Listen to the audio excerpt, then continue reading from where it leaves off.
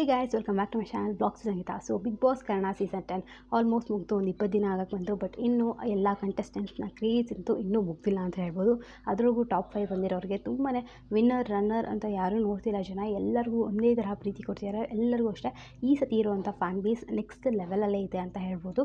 So ಇವಾಗ winner ಆಗಿದ್ದು ಕಾರ್ತಿಕ್ ಮಹೇಶ್ ಅವರು ಅಂತ ಎಲ್ಲರಿಗೂ ಗೊತ್ತು. ಹಾಗೆ ರನ್ನರ್ ಅಪ್ ಆಗಿದ್ದು ಡ್ರೋನ್ ಪ್ರತಾಪ್ ಅವರು. ಸೊ ಡ್ರೋನ್ ಪ್ರತಾಪ್ ಅವರು ರನ್ನರ್ ಅಪ್ ಆದಮೇಲೆ ಕೂಡ ಅಲ್ಲಿ ಒಂದು ಮಾತು ಹೇಳಿರ್ತಾರೆ, ಅವ್ರಿಗೆ ಏನು ಬಂದಿದೆ ದುಡ್ಡಾಗಿರಲಿ ಅಥವಾ ಬೈಕ್ ಏನು ಬಂತು ಅವ್ರಿಗೆ ಬೌನ್ಸ್.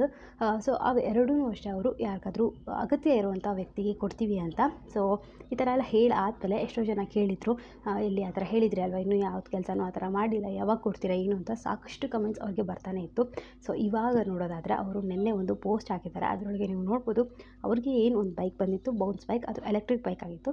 ಸೊ ಆ ಬೈಕ್ನ ಅವರು ಒಬ್ಬ ನೆಸೆಸಿಟಿ ಇರುವಂಥ ವ್ಯಕ್ತಿಗೆ ಕೊಟ್ಟಿರೋದು. ಸೊ ಆ ವ್ಯಕ್ತಿಗೂ ಒಂದು ಕತೆ ಇದೆ, ಏನು ಅಂತ ಕೂಡ ಅವರು ಅಲ್ಲಿ ಬರೆದು ಹೇಳಿದ್ದಾರೆ.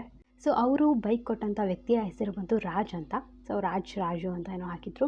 ಸೊ ಅವರು ಬೆಳಗ್ಗೆಯಿಂದ ಸಾಯಂಕಾಲ ತನಕ ಕೆಲಸ ಮಾಡ್ತಿದ್ರಂತೆ ಹೋಟೆಲೆಲ್ಲ. ಸೊ ಸಾಯಂಕಾಲ ಆದಮೇಲಿಂದ ಫುಡ್ ಡೆಲಿವರಿ ಮಾಡೋಕ್ಕೆ ಅವರು ಕೆಲಸ ಮಾಡ್ತಿದ್ರಂತೆ. ಸೊ ಈ ಫುಡ್ ಡೆಲಿವರಿ ಮಾಡೋಕ್ಕೋಸ್ಕರ ಅವರು ಒಂದು ಬೈಕ್ನ ತೊಗೊಂಡಿದ್ರಂತೆ, ಅವರ ಫ್ರೆಂಡಿಂದ ತೊಗೊಂಡಿದ್ದಂತೆ. ಅದು ಅವರು ಹಂತವಾಗಿ ಅಂದರೆ ತಿಂಗಳು ಕೂಡ ಇನ್ಸ್ಟಾಲ್ಮೆಂಟ್ ಥರ ದುಡ್ಡನ್ನ ಕಟ್ತಾ ಇದ್ರಂತೆ. ಬಟ್ ಅವರ ಫ್ರೆಂಡ್ ಅವರಿಗೆ ಮೋಸ ಮಾಡಿ ಆ ಬೈಕ್ನ ವಾಪಸ್ ತೊಗೊಂಡ್ಬಿಟ್ರಂತೆ. ಸೊ ಅವರು ದುಡ್ಡು ಕಟ್ಟಿದ್ದು ಅಷ್ಟೇ ಎಲ್ಲ ಹಾಳಾಗಿತ್ತು. ಸೊ ಒಟ್ಟಿನಲ್ಲಿ ಅವ್ರಿಗೆ ಮೋಸ ಆಗಿತ್ತು. ಸೊ ಈ ಥರ ಮೋಸ ಆದಂಥ ವ್ಯಕ್ತಿಗೆ ಪ್ರತಾಪ್ ಅವರು ಇವಾಗ ಅವರ ಬೈಕ್ನ ಕೊಟ್ಟಿದ್ದಾರೆ.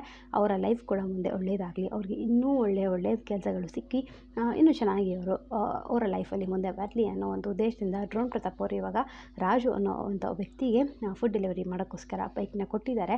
ಸೊ ಯಾರಿಗೆಲ್ಲ ಈ ವಿಷಯ ಕೇಳಿ ಖುಷಿ ಆಯಿತು, ಈ ಥರ ಸಮಾಜ ಸೇವೆ ಮಾಡಬೇಕು, ಯಾರಿಗೆಲ್ಲ ಅಗತ್ಯ ಇರುತ್ತೋ ಅವ್ರಿಗೆಲ್ಲ ಕೊಡಬೇಕು ಅಂತ ನಮಗೂ ಕೂಡ ಅನಿಸುತ್ತೆ. ಸೊ ನನಗಂತೂ ಈ ವಿಷಯನ ಕೇಳಿ ತುಂಬಾ ಖುಷಿ ಆಯಿತು. ಯಾರೆಲ್ಲ ಡ್ರೋನ್ ಪ್ರತಾಪ್ ಫ್ಯಾನ್ಸ್ಗೆ ಈ ವಿಷಯ ಕೇಳಿ ಖುಷಿ ಆಯಿತು ಅಂತ ಕಮೆಂಟ್ ಮಾಡಿ ಹೇಳಿ. ಹಾಗೆ ಈ ವಿಡಿಯೋನ ಯಾರೆಲ್ಲ ಡ್ರೋನ್ ಪ್ರತಾಪ್ ಫ್ಯಾನ್ಸ್ ಅವರು ನೋಡ್ತಿದ್ದೀರಾ ಅಂತ ಕೂಡ ನನಗೆ ಕಮೆಂಟ್ ಸೆಕ್ಷನಲ್ಲಿ ತಿಳಿಸಿ. ಸೊ ಇದೇ ಥರದ ಎಲ್ಲ ಅಪ್ಡೇಟ್ಸ್ಗೆ ನಿಮ್ಮ ಚಾನಲ್ ಸಬ್ಸ್ಕ್ರೈಬ್ ಮಾಡ್ಕೊಂಡು ಸಪೋರ್ಟ್ ಮಾಡಿ. ಹಾಗೆ ರಕ್ಷಣಾ ಚಾನಲ್ ಕೂಡ ಹೋಗ್ಬಿಟ್ಟು ಸಬ್ಸ್ಕ್ರೈಬ್ ಮಾಡ್ಕೊಳ್ಳಿ. ಆಲ್ ಚಾನಲ್ ರಕ್ಷಣಾ ರೆಡ್ಡಿ ಅಂತ ಡೈಲಿ ವೀಡಿಯೋಸ್ ಹಾಕ್ತಿರ್ತಾಳೆ, ನೀವೆಲ್ಲರಿಗೂ ಇಷ್ಟ ಆಗ್ಬೋದು. ಸೊ ಮತ್ತೆ ಹೊಸ ವಿಡಿಯೋ ಸಿಗ್ತೀನಿ.